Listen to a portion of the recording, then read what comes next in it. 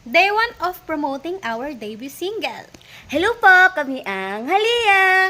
Ako po si Halia Tala. Ako po si Halia Diwata.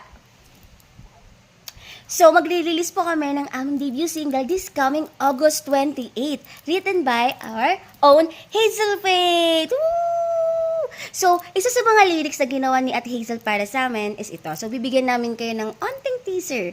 So, let's go. 1, 2, 3, go!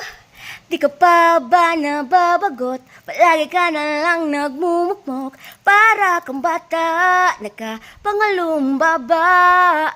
Palagi mo na lang tinutugtog ang mga paborito mong hugot. Hey. Sumubok ng iba, baka magulat ka. Hanggang doon lang muna. So, stay tuned sa aming social medias para sa more teaser na i-update namin. Then, see you po sa August 28. Sana po supportahan nyo kami.